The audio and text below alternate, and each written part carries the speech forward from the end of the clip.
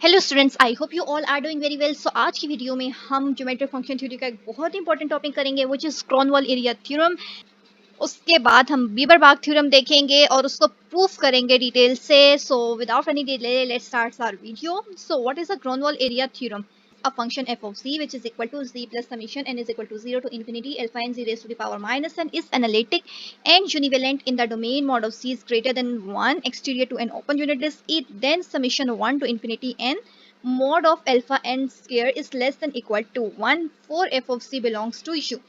सो इसका मतलब क्या है बच्चों? हमारे पास क्रॉनवॉल एरिया थ्योरम में हमारे पास किस तरीके का फंक्शन होता है, हमारे पास किस तरीके का फंक्शन होता है, ये आपको याद करने की जरूरत नहीं है। बेसिकली हमारे पास एक फंक्शन होता है जिसको हम एक्सपेंड कर लेते हैं। ये हमारे पास एक एनालिटिक फंक्शन होता है और यूनिवेलेंट होता है। किस डोमेन में होता है? Mod of z greater than 1।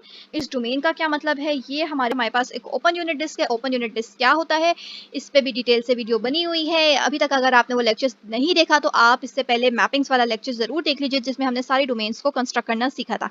सो ये हमारे पास एक एक्सटीरियर ओपन यूनिट डिस्क बन जाती है। सो यहाँ पे हमारे पास ये सीरीज जब ओपन होगी तो इसमें क्या होना चाहिए कि इसमें हमारे पास जो सेकंड वाला नंबर है उसका जब हम स्केयर लेते हैं सो वो लेस देन इक्वल टू 1 होना चाहिए। और ये फंक्शन जो है हमारे पास ये क्या होना चाहिए, ये हमारे पास u से बिलोंग करना चाहिए। And u is what? u is a univalent function. Okay, so और ज़्यादा डिटेल में करने की ज़रूरत नहीं है क्योंकि ये जस्ट हमारे पास एक फॉर्मूला ही है और आपको पता होना चाहिए कि ये कहाँ पे इसकी डोमेन मैप होती है। Next is one of the most important topic in geometric function theory is Bieberbach theorem.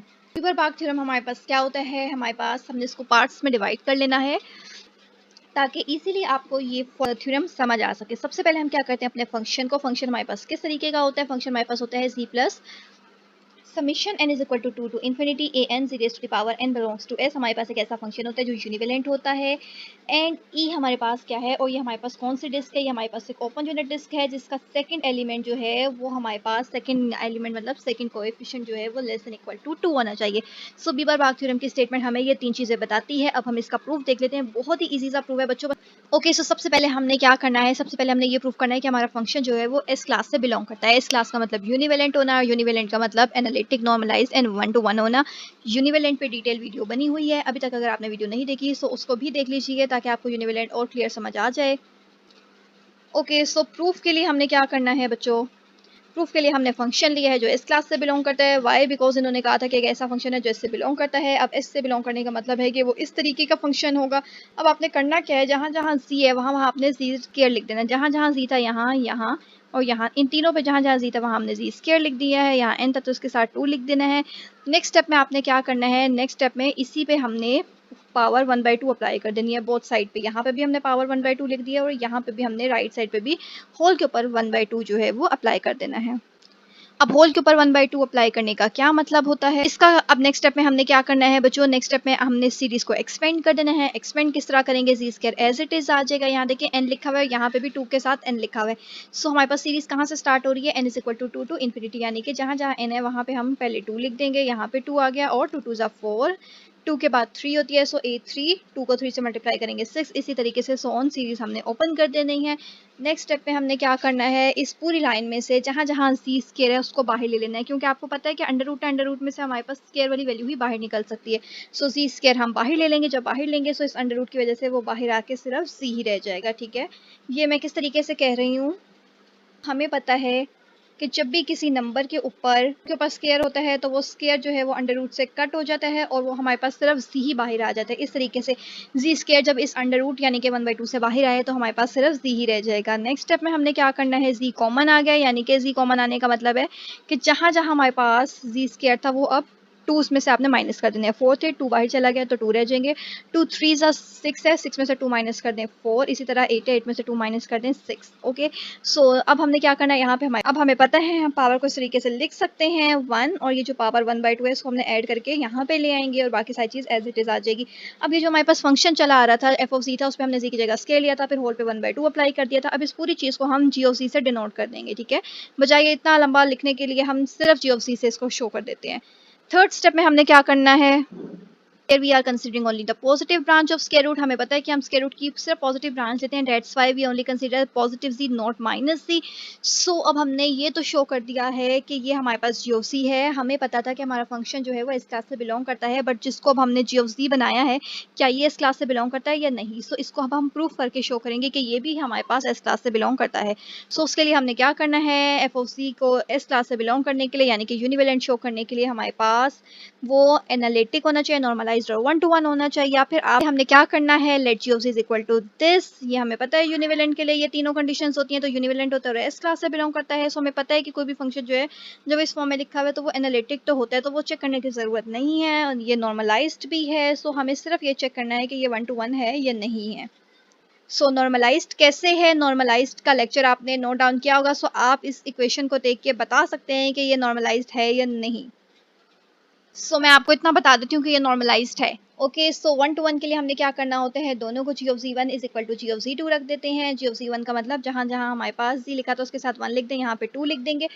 अब हमारे पास 1/2 दोनों साइड्स पे था, तो 1/2 हमारे पास कट हो जाएगा, यहाँ पे भी 1/2 कट हो जाएगा, यहाँ पे भी कट हो जाएगा. So f of z1 square f of z2 square आ जाएगा. अब हमने क्या करना है, दोनों साइड्स पे फंक्शंस था, फंक्शन को हमने f और f दोनों साइड से कैंसिल आउट हो गया है. अब आपने क्या करना है, z1 square is equal to z2 square. Function हमारे पास s से बिलोंग करता है, सो यहाँ पे प्लस और इधर आके माइनस हो जाएगा. हमें पता है कि ये a square minus b square का फॉर्मूला है, तो ये इक्वल होता है plus B A minus B which is equal to 0. So आपने बारी बारी इन दोनों इक्वेशंस को 0 को इक्वल पुट कर लेना है.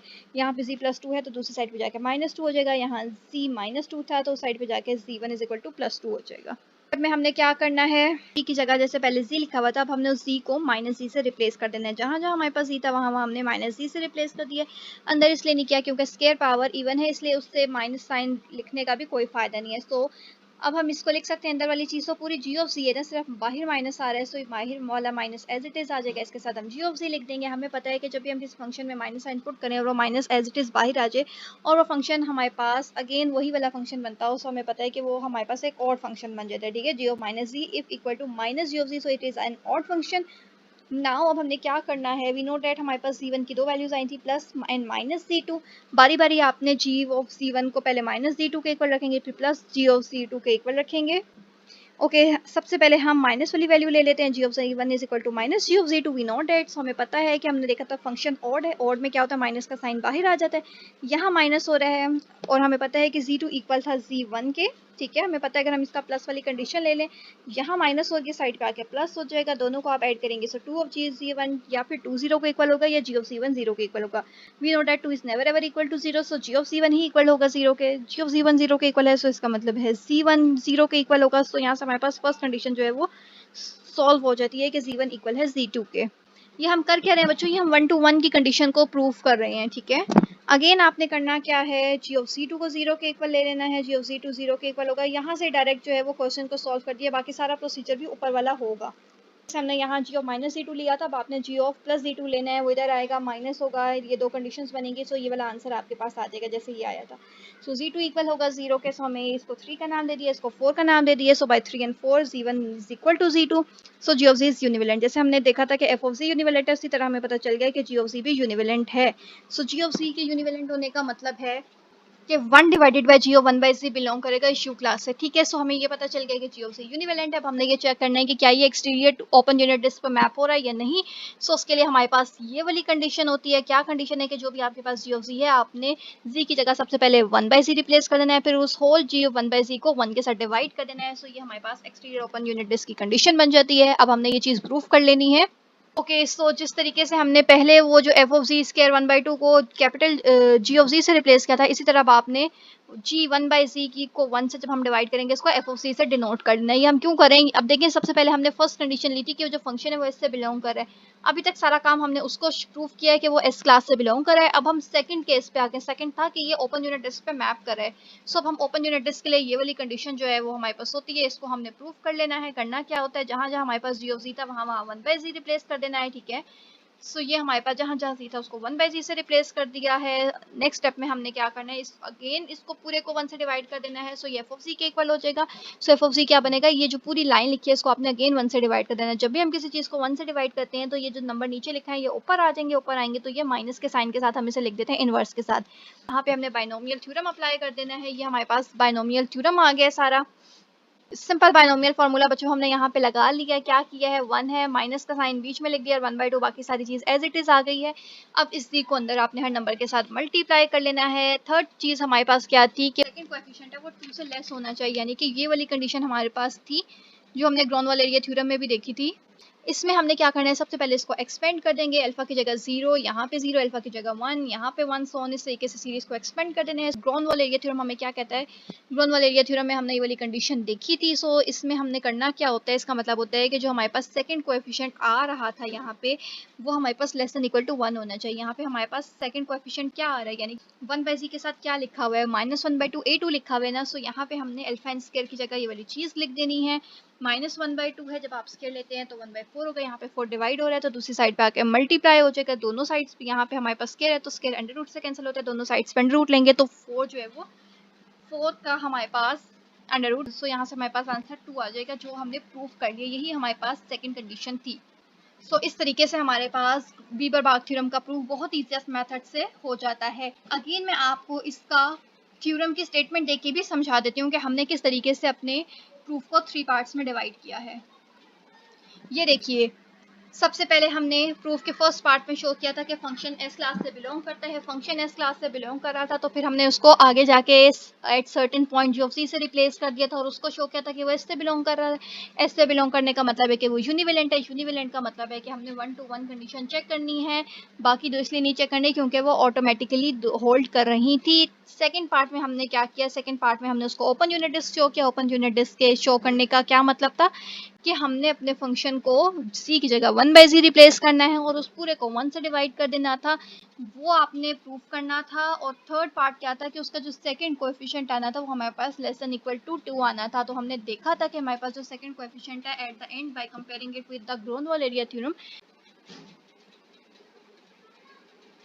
सो बच्चों यहाँ से भी आप देख सकते हैं हमारे पास सेकंड कोएफिशिएंट का आंसर जो है, सेकंड कोएफिशिएंट का आंसर यानी कि a2 का मोड जो है वो हमारे पास 2 एग्जैक्ट इक्वल टू 2 आ गया है। आई होप आपको ये थ्योरम अच्छे से समझ आया होगा। मैंने अपनी तरफ से पूरी कोशिश किया है कि आपको इजी से इजी वे में समझा सकूं। सो अगर थोड़ा बहुत भी समझ आया और आपके डाउट्स क्लियर हुए हैं, so don't forget to like, share and subscribe.